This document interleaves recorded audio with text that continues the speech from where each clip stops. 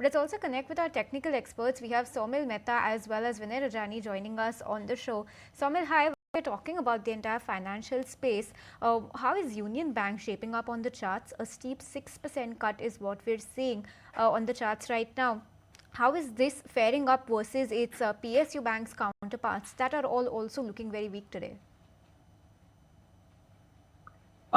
Overall, if you see the PSU banks, they were very good yesterday. They were holding on to their gains, but today most of them have given up all the gains.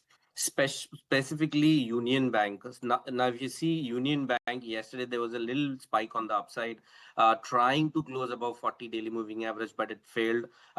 And today it was just a gap down. There's a gap around 142 levels. I'm not expecting anything in the very short term now for Union Bank. And the next support would be 131 and 125. So these are the two supports.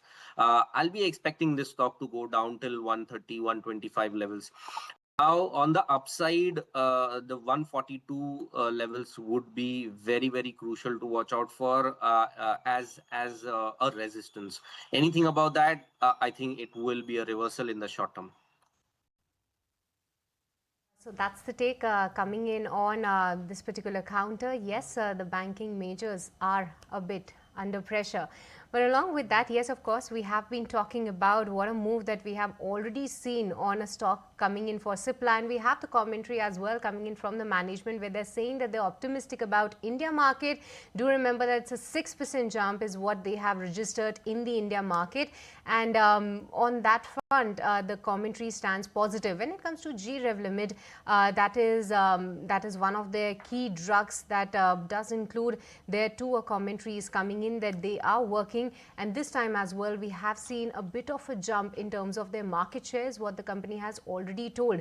With respect to GLP-1 opportunities as well, there's indeed a commentary on that particular front where the management is saying that for India market, they are definitely working on the GLP-1 opportunities. And as we see that the stock is still holding on to the gains of 6.3%. But Vinay, help us with a chart check on this one, that how do you see Supplier on the charts? Because the management commentary stands quite positive and they're also saying that it's a significant price erosion that the company is seeing on G-Revlimid that could actually be a little bit of a concern.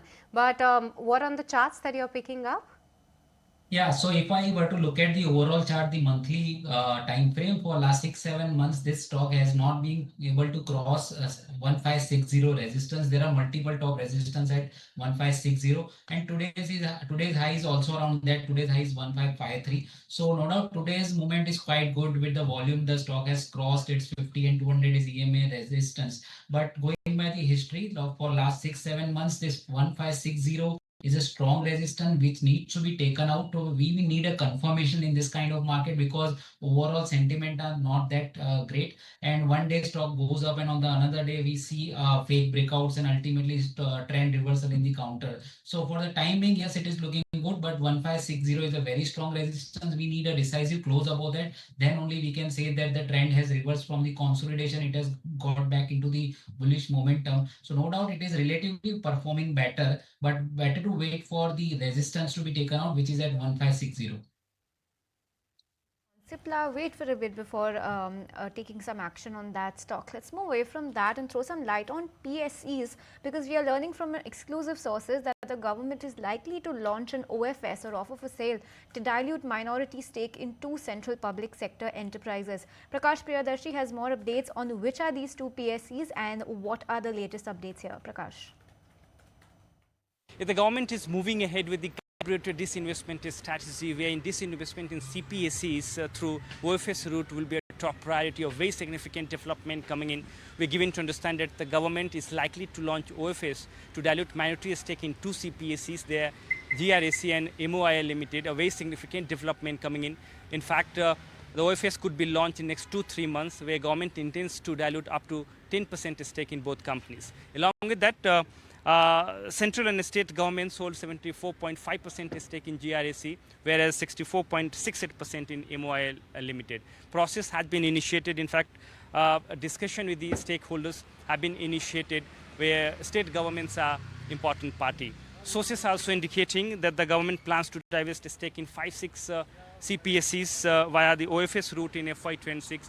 Calibrated disinvestment strategy has been adopted by the government, where value generation and asset creation in CPSCs remain a top priority. All right, thank you so much, Prakash, for getting us all those details. That's an exclusive story that Prakash has got with us. And yes, of course, there are plans to divest stake in CPSCs via OFS in FY26. But time now to slip into a very short break in this edition of Closing Trades. Don't go anywhere, we'll be right back.